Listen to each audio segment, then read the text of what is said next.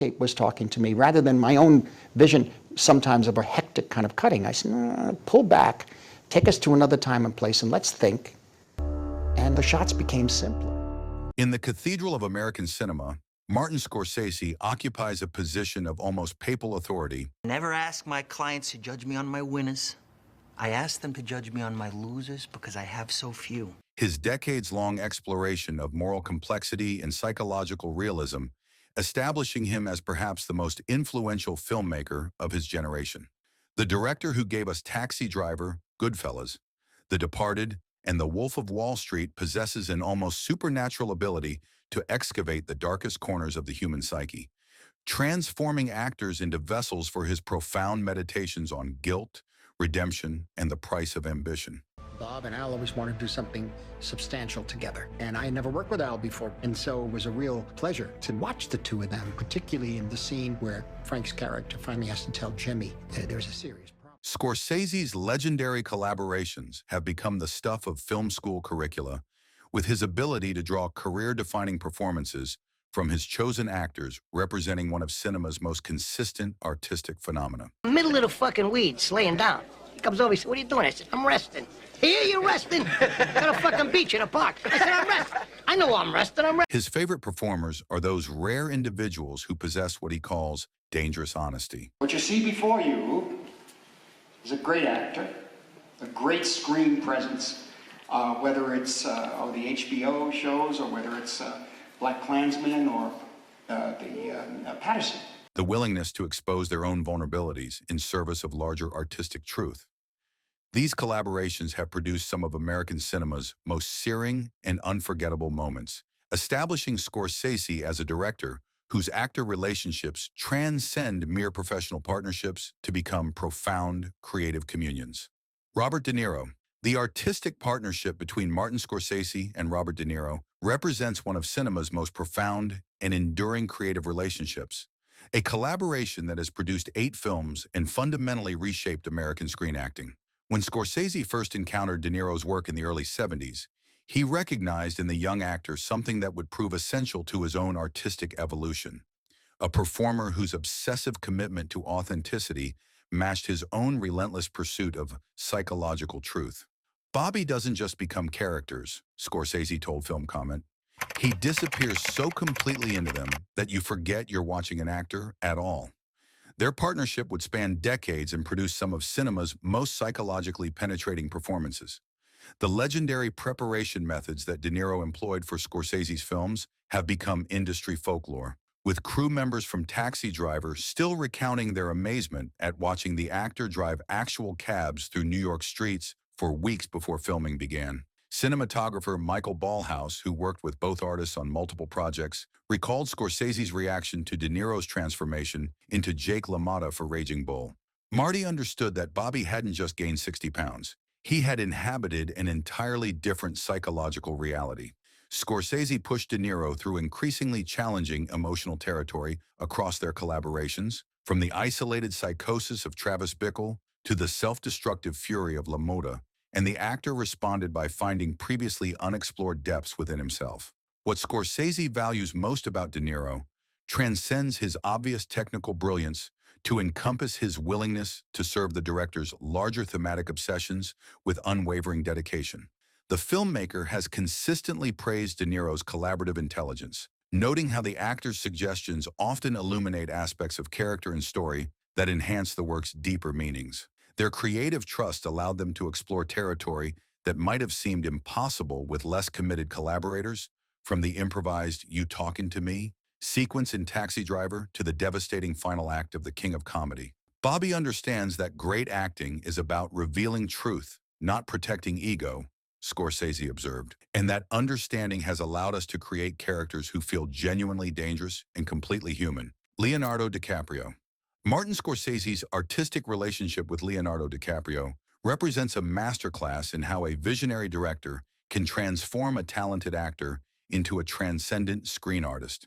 When DiCaprio first approached Scorsese about collaborating on Gangs of New York, the director initially harbored reservations about the young actor's association with mainstream romantic dramas.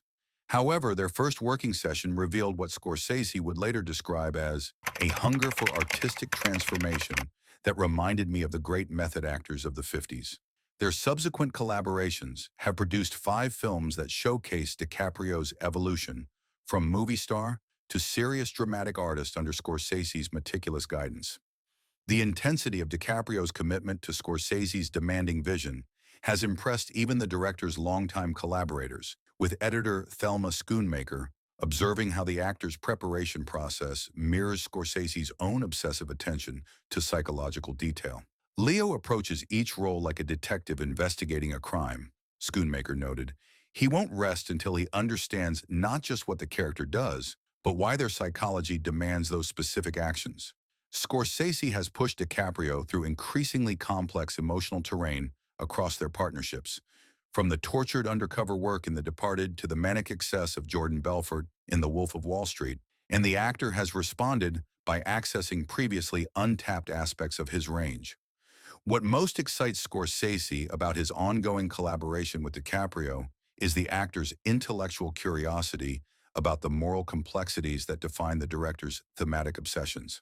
The filmmaker has praised DiCaprio's ability to find sympathy for seemingly irredeemable characters without ever excusing their behavior, noting that this balance requires extraordinary emotional intelligence.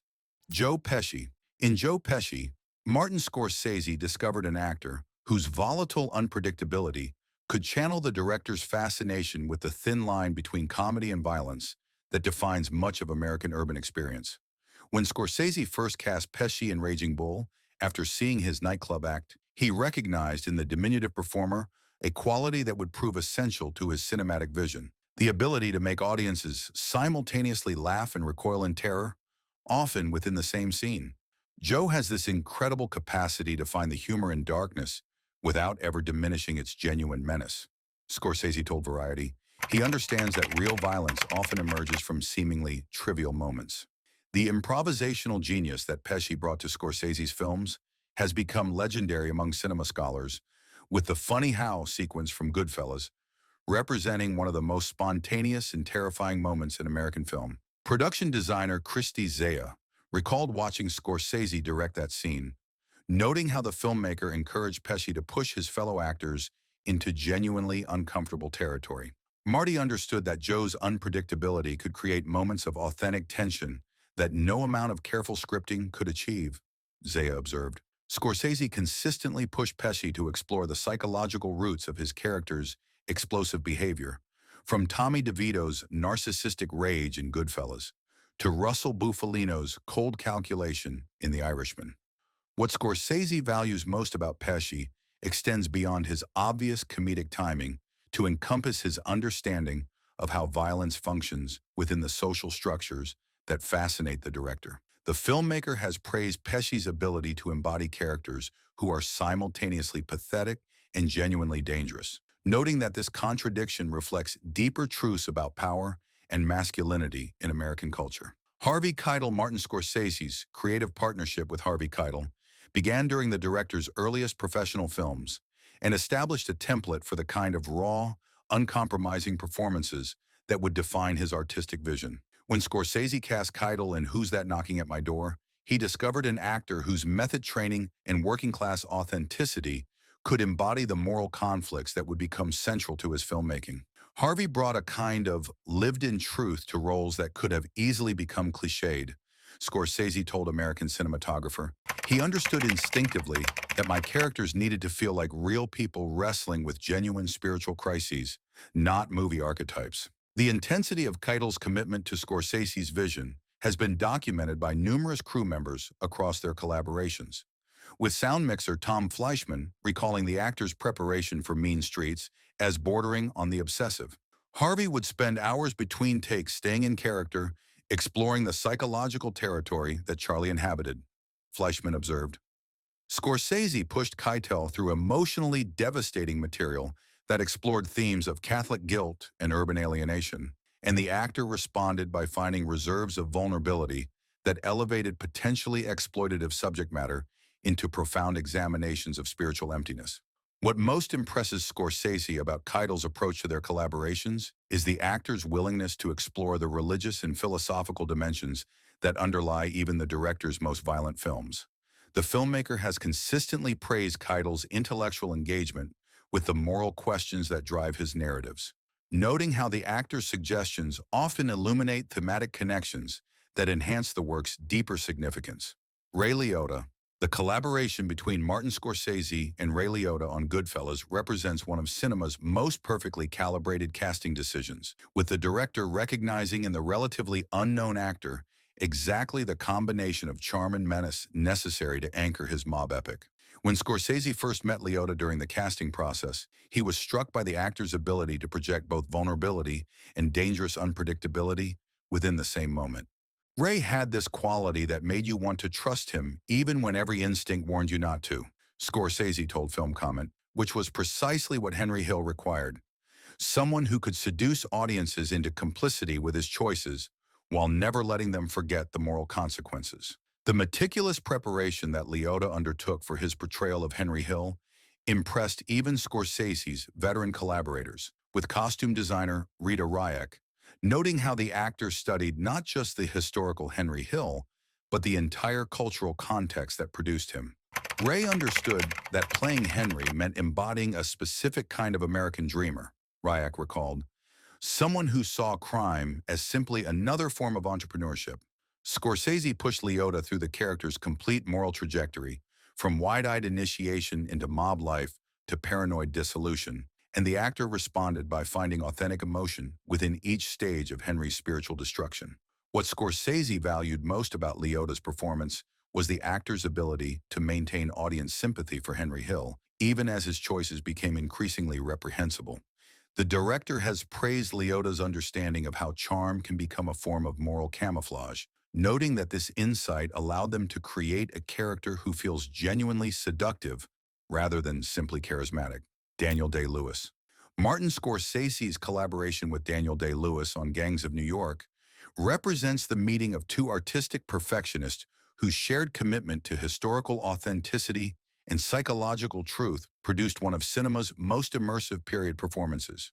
When Scorsese first approached Day-Lewis about playing Bill the Butcher Cutting, he recognized in the British actor a kindred spirit whose legendary preparation methods could match his own obsessive attention to historical detail.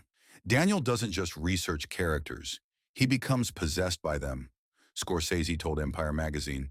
His commitment to finding authentic truth within fictional constructs matched everything I was trying to achieve with the film itself. The extraordinary lengths to which Day-Lewis went to embody Bill the Butcher have become legendary among film professionals, with production designer Dante Ferretti recalling how the actor refused to break character throughout the entire filming process. Daniel lived as Bill for months, Ferretti observed. He understood that Marty's vision required nothing less than complete historical immersion. Scorsese pushed Day-Lewis to find the philosophical and political dimensions underlying Bill's violent xenophobia, and the actor responded by creating a character who feels simultaneously larger than life and utterly grounded in historical reality.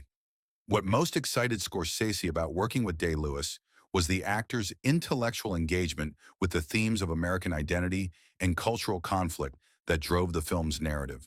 The director has praised Day-Lewis's ability to embody historical forces through individual characterization, noting how the actor's performance illuminated connections between past and present that enhanced the work's contemporary relevance. Martin Scorsese's favorite actors reveal performance as spiritual excavation, authentic truth through complete artistic commitment. These collaborators explore moral complexity without judgment, finding sympathy for flawed characters while never excusing their choices. Subscribe for more cinema partnerships.